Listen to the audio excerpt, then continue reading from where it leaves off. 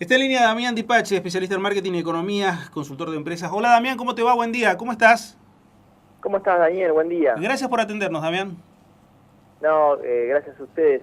La verdad que el tema que estabas tratando, me estaba muy atento escuchándolo y me parecía, además de después lo que tenemos que hablar nosotros, ¿no? Mm, Pero me parecía que realmente, ¿no? Es verdad, como que teníamos cierto descanso, los medios estaban buscando información y ahora estamos saturados de de malas noticias, ¿no?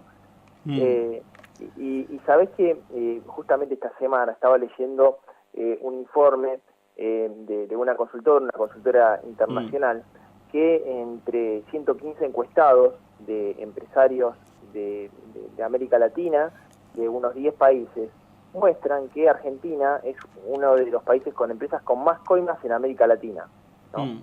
Y yo cuando pienso en esto que pasó con Panama Papers, con lo que está pasando con Lázaro Báez, etcétera, digo, bueno, en definitiva, esos empresarios que muchas veces critican al sector político son también los que después emergen en el sector público, ¿no? Entonces, es un poco el resorte en el cual social, en el cual después se van hacia el campo político económico, ¿no? Ahora, en el fondo, ¿pensás que la corrupción está enquistada de manera tal que todos somos corruptos?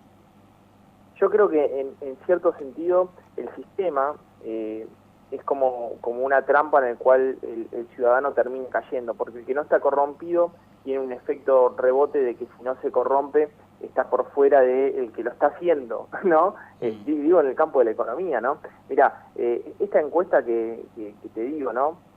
Dicen que la mayoría de las empresas tienen fraudes internos. Fraudes internos, ¿sabes qué es? Es llevarte algo de la empresa. Es eh, robar, no sé, una porción de un producto, sacar algo, hasta, por eso lo digo, hasta el mínimo empleado también siente que para hacer más desde el punto de vista social y económico tiene que sacar algo que no es propio. Y me mm. parece que esta es una costumbre de los argentinos, que lo estamos viendo desde la cúpula, obviamente, y baja hasta la base. Entonces todos nos deberíamos hacer cargo. Y claramente el aspecto educativo es un sector clave, ¿no?, en esto. ¿Crees que otra forma no hay de hacer política si no es a través del camino de la corrupción? No, yo creo que sí, claramente existe otra forma de hacer política. Mira, el año pasado tuve la oportunidad de ir a estudiar a países nórdicos. Estuve en Finlandia Mm, y en la plaza principal de Finlandia, donde está la casa de gobierno, primero que es una casa muy humilde, muy modesta. Estamos hablando de un país que tiene una renta per cápita de 4.700 euros frente a la nuestra, que es de $1.200. Eh, y leyendo entrevistas que le hacían a la primer mandataria del Estado, ella decía, ¿cómo puede ser que un país como Finlandia tenga una casa de gobierno tan modesta? Pero es una casa muy modesta, ¿no? mm, Y decía, miren, nosotros le prestamos plata o colaboramos con países que tienen casas suntuosas y nosotros seguimos siendo modestos. Y quizás el mayor problema del finlandés es la modestia. Creemos menos de lo que somos. Nosotros queremos mucho más de lo que somos y esa creencia la basamos justamente en estos tipos de actos que son simbólicos, que nos llevan a tener un poder simbólico que la realidad no le hace bien a nadie más que individualmente a las personas que se terminan beneficiando. Hay una cuestión que en el medio siempre subyace que tiene que ver exclusivamente con el hecho de pensar que la plata del Estado es del político o la plata del Estado en realidad no afecta a nadie, por eso hay que aprovecharse de la misma. Económicamente, ¿ves que esa es la lógica que muchas veces impera? Sí, y me preocupa mucho también esto de la puerta giratoria. Hay una teoría social a nivel político que se llama la puerta giratoria, de personas que pasan por el sector privado y luego van al sector público para enriquecerse.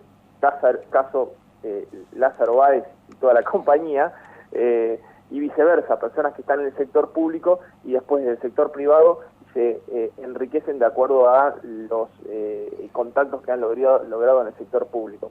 Esto es problemático. Esto sí existe en todo el mundo, ¿no?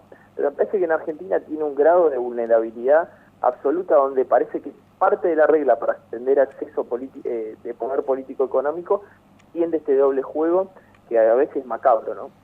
En economía y especialmente en un Estado como el argentino, ¿en cuánto impacta estas clases de hechos de corrupción? A ver, negativamente. Digo, porque hay cosas que son obvias, como decir, acá hay guita que se le está dando a un tipo que después, al fin y al cabo, ni siquiera hace la obra. No estamos hablando de un sobreprecio, no, sino que ni siquiera hace lo que se le pagó y si hasta se le pagó de más para que haga. Mira, yo no lo tengo estimado, pero digo por otras fuentes, se dice que este gobierno se llevó un punto del producto en su gestión. Imagínate lo que impacta, ¿no? En malversación de fondos, en mala gestión administrativa, y seguramente habrá, como digamos todos, habrá hecho cosas muy buenas, y de hecho para mí hizo cosas buenas, pero no, eso no implica que la parte de malversación de fondos no sea juzgada y sentenciada favorablemente una vez para los argentinos. Algo importante, a ver, ahora se está hablando, por ejemplo, que en la gestión de Macri se va a ver infraestructura pública, en caminos, transportes, comunicaciones, tecnología, etcétera. Vos fijate que de Argentina poder implementar un programa de ese tipo, por lo menos en barreras arancelarias, que es un problema que tiene Argentina en el mundo, descontaría entre 5 y 10% de esas barreras. ¿Por qué? Porque vos ganás en productividad y competitividad. Entonces, si vos haces una obra de infraestructura pública y le sumás un sobrecosto llamado corrupción, manejo de plata en sistemas de fraude, etcétera, le sumas un sobrecosto a esa obra que le quita productividad y competitividad al sistema de competencia económica argentina, tanto interno como de cara al mundo, ¿no? ¿Económicamente tan mal hizo las cosas el último año o los últimos años el kirchnerismo para estar padeciendo lo que padecemos hoy los argentinos?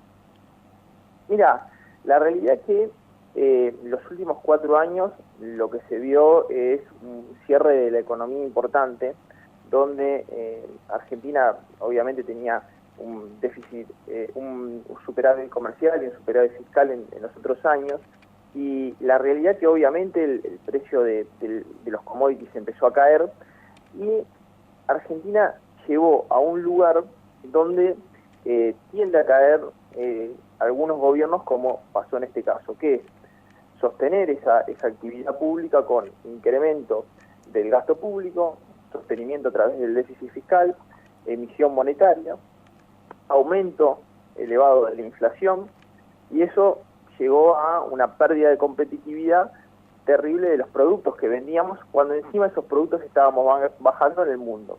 Y eso llevó al cepo cambiario, y el cepo cambiario fue el mal de todos los males. Es decir, vos lo que hacías es, no podías importar insumos, por lo cual podías ir exportando menos, y para tener una balanza superavitaria siempre importabas menos, exportabas menos, importabas menos, exportabas menos. Eso pasó durante los últimos 4 años. Argentina fue achicando su presencia en la economía mundial y obviamente fue achicando su presencia en la economía local. ¿Y cómo le apalancó? Bueno, Cristina nos señaló muchas veces, la demanda agregada. ¿Qué demanda agregada? Para los oyentes que están escuchando es consumo, que obviamente se apalancó con esa emisión de pesos, más inversión. Y ahí, Daniel, lo que pasó en los últimos 4 años es que la inversión en el sector privado cayó 4,5% en forma sostenida. Y eso es terrible porque solamente teníamos una economía apalancada por el sector público, ya desgastada, y el sector privado, el sector empresario, que es el que debería otorgar fuentes de empleo, no lo hacía y tampoco crecía ni se desarrollaba. Y la pregunta básica ahí radica en ¿por qué el sector privado no lo hacía? Básicamente no lo hacía porque, primero, no tenía las condiciones, el Estado no le daba un marco jurídico institucional, primero no solamente para girar divisas, sino, por ejemplo, para importar insumos. Había muchos industriales pymes que, por ejemplo, en la aprobación de las ESAI, tenía que ir a un mostrador personal, privado de un funcionario, para que le permitan, por ejemplo, importar un insumo en el área mecánica para hacer una máquina, para que esa máquina se la pueda vender un productor de agronegocios. Y esto, por ejemplo, ayer estuve dando una conferencia en Alto Valle de Río Negro, en Villa Regina, me lo contaba un empresario, que le pasó en los últimos años durante el kirchnerismo, ¿no? Entonces, imagínate, yo no podía invertir nada porque no sabía si iba a poder sostener mi empresa, incluso fabricando máquinas en Argentina para favorecer al sector de agronegocios que representa el 25% de nuestras exportaciones. O sea, encima le estaba dando un flujo de divisas muy importante a nuestro país, ¿no? En este sentido, entonces, la economía le está respondiendo como en realidad le vino dando el gobierno nacional. Diríamos, ¿la respuesta de la economía es propio de lo que se hizo en estos últimos años? Sí, yo creo que es propio de lo que se hizo en los últimos años. Ten en cuenta también que hubo un contexto internacional malo en los últimos 4 años.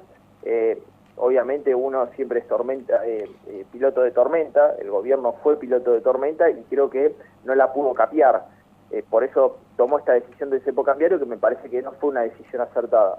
Ahora, claramente el gobierno de Macri se encuentra con una situación que ya comenzaba a verse en el anterior gobierno de Cristina, que es un retroceso muy grande de la economía brasilera, una caída del producto de China, una caída del producto ruso, un aumento de las tasas de interés de la Reserva Federal norteamericana, por lo cual los commodities no empiezan a tener el mismo valor en el mercado. Y bueno, la realidad es que el frente externo no es el mismo que tuvo el gobierno de Cristina, por lo menos en los primeros 8 años. Néstor, Cristina, los últimos 4 años en los que estamos viviendo, y parecería ser que esto no se va a revertir fácilmente, ¿no? A ver, la pregunta que también subyace en esto es decir, ¿y si Scioli ganaba, iba a transitar el mismo camino que Macri? Digo, porque por lo que decían los economistas de uno y otro, parecía que más o menos era lo mismo. Sí, me parece que la devaluación era inevitable. No sé si Scioli hubiese levantado tan rápidamente de shock las tarifas. De hecho, me parece que es un error de Macri levantar las tarifas como las levantó, a pesar de que la distorsión en los bienes, en los servicios relativos entre Capital, GBA e interior del país eran de hasta 7 veces, por ejemplo, de Capital Federal a Jujuy. Pero me parece que aumentar las tarifas como se aumentó en un contexto donde vos no llegaste a hacer el acuerdo paritario, devaluaste, por lo cual ya le quitaste un poder adquisitivo del bolsillo muy importante a la población. Los precios subieron excesivamente, los precios de bienes, la canasta básica incluso, por lo cual también generaste más pobreza. Y en tercera instancia, levantaste servicios, porque los bienes ya habían subido, les levantaste servicios, y estamos realmente complicados, un sector muy debilitado de la población, con precios presentes muy altos y salarios pasados muy bajos, ¿no? La verdad que queda mucho para preguntarte y que me queda todavía dando vueltas, pero pensaba en lo que decía Rosendo Fraga en este mismo espacio la semana pasada, cuando me planteaba, me decía, a Macri la economía no le interesa tanto este año, o mejor dicho, le interesa acomodar todo. ¿Para qué? Para que la economía funcione el año que viene. ¿Crees que en este camino puede llegar a funcionar la economía el segundo semestre o el año que viene recién? Mira, está haciendo todo lo posible para que eso acontezca. De hecho, todas las malas noticias vienen en el primer semestre, y para la gestión del gobierno macrista y para los argentinos, eso esperemos que suceda, ¿no? La realidad que, obviamente, el acuerdo con él tiene un plan, ¿no? Y el plan es uno solo, no hay no hay plan 2.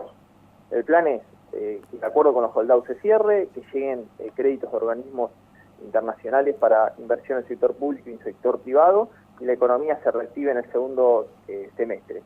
En ese, digamos, transitar, Argentina tiene algo delicado. Viste que se decía que el déficit fiscal, el año pasado, el macrismo hereda un 7% de PBI de déficit. Ahora, este año, con todas las recortes que está haciendo el macrismo, ¿el déficit va a ser más bajo? No, va a ser el mismo. Y te explico por qué. Mirá, 2% Macri se ahorra, digamos, pierde de recaudación por la eliminación de las retenciones, ¿no? Otro 1% lo pierde por la salida del cepo, dólar ahorro, tarjeta, etcétera. Ahora, ¿qué hay del otro lado de la balanza? Bueno, en realidad, esa pérdida de recaudación también la ahorra, ¿por qué? Por recorte de subsidios, 1% a transporte, gas, etcétera. Otro 1% por el recorte de gastos administrativos y 0,7% por el tema de impuesto a las ganancias, a pesar de que no hacía bueno, 0,7%, o sea, 3 y 3, estás en el mismo déficit. Si Macri no tiene un respaldo de un crédito internacional, va a tener que emitir, y emitir es inflacionario, a pesar de que haya tomado 2 medidas ortodoxas. Federico Sturzenegger, uno, sube la tasa de interés, 38% letras del LEVAC, y la otra es la disminución de la emisión monetaria, del 43% al 28%. Esas 2 medidas son buenas, y bueno, son buenas para no seguir expandiendo tanto el consumo, pero ojo, que ahí se restringe mucho la economía, se cierra mucho el consumo, el mercado interno, y lo delicado es la pérdida del empleo. Y la otra situación, que eso no se puede sostener mucho, por lo que vos decías antes, Daniel. La realidad es que la tasa de inversión productiva es enorme, porque si vos pagás a un ahorrista 38% y te imaginás cuánto tiene que pagar un inversor para sacar un préstamo, ¿no? Damián Di Pace, un abrazo, muchas gracias por estos minutos. Gracias a ustedes, saludo grande para todos los correntinos. Un gusto poder dialogar contigo. Damián Di Pace, licenciado en Comunicación Social, especialista en marketing, en contacto con nosotros.